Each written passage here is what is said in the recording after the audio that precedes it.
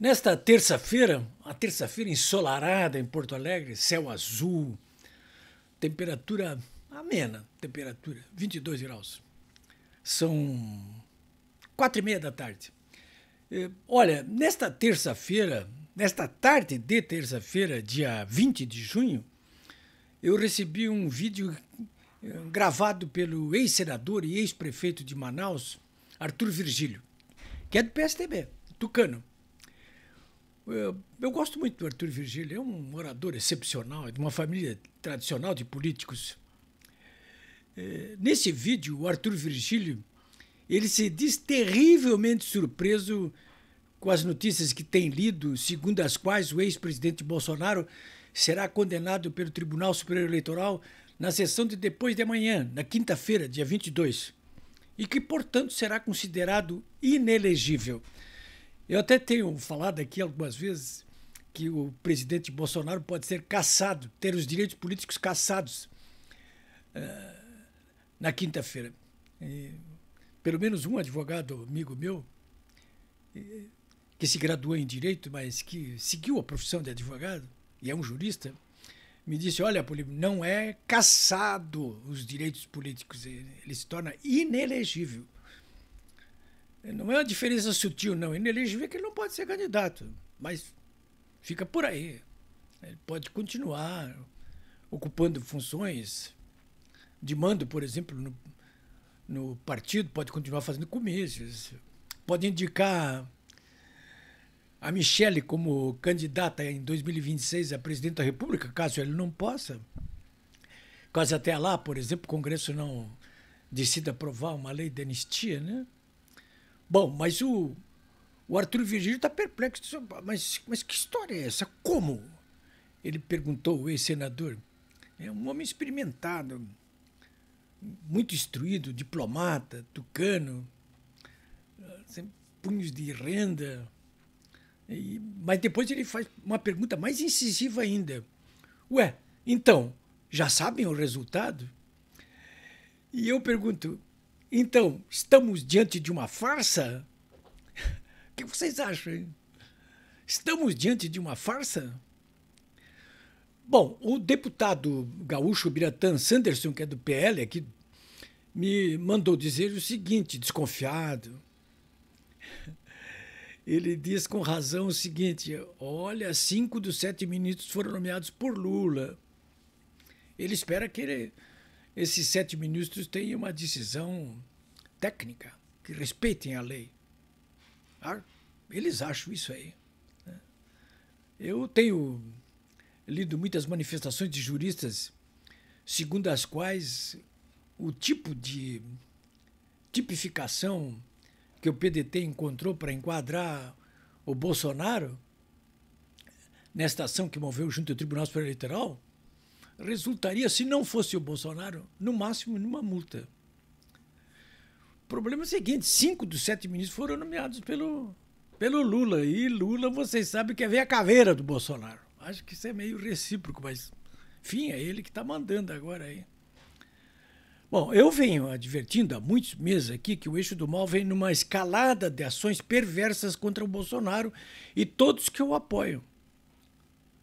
Basta ver o que aconteceu com aqueles 1.200 patriotas que foram presos lá diante do QG do Comando Militar do Planalto no dia 9 de janeiro. Essas ações todas deles, né, do Eixo do Mal, projetam o fortalecimento político, policial e militar de quem os apoia para o bem e para o mal, né? Mais para o mal. O caso mais escabroso ainda, que está por esclarecer, é esse relacionado com os acontecimentos dos dias 8 e 9 de janeiro. Você sabe que existem pelo menos 3 teorias a respeito do que aconteceu no dia 8 de janeiro e no dia 9. Primeiro, teriam sido desdobramentos das concentrações e manifestações pacíficas diante dos quartéis, aproveitadas por uma minoria agressiva que fez o que não devia ter feito. Essa é da fada madrinha, né? A primeira interpretação. A segunda foi essa é do lulopetismo, né? Então essa é do Lúcifer, né? Foi uma tentativa de golpe de Estado promovida por Bolsonaro in absento, ou seja, na ausência dele. É a narrativa que está prevalecendo aí no meio lulopetista, aí, inclusive na mídia, que de uma ou de outra forma eles controlam aí. E a terceira foi uma tentativa de golpe de Estado, desfechada por Lula da Silva e sua turma lulopetista. Eu fico com essa. Eu prefiro ficar com essa última hipótese. Um contragolpe desfechado por Lula da Silva e sua turma lulopetista, pelo eixo de mal.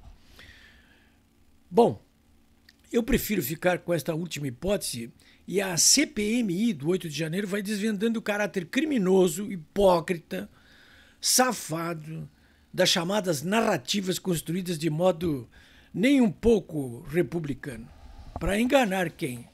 Para enganar o povo brasileiro. Evidentemente, é simples assim. As manifestações do dia 8 de janeiro, claro que ocorreram, evidente. Mas os manifestantes que durante meses permaneceram concentrados diante dos quartéis, de modo pacífico, na verdade foram atraídos por uma armadilha política, visando justamente alcançar o resultado que todos conhecem, que acabaram fortalecendo o eixo do mal e colocando contra a parede toda a oposição, todos os democratas, com ênfase para o próprio Bolsonaro. A CPMI foi convocada para desmascarar os criminosos políticos, que já vinham sendo desmascarados. Antes, no Mensalão, na Lava Jato. Essa gente nunca vai desistir da obra maléfica de manter o povo brasileiro na ignorância e o Brasil no campo do atraso. Hoje, na sessão, agora, né? Terça-feira, dia 20 de junho, hoje, na sessão da CPMI, o ex-diretor-geral da Polícia Rodoviária Federal começou a desmascarar essas falsas narrativas que o eixo do mal vem construindo aí com a cumplicidade da mídia tradicional. Vem mais pela frente.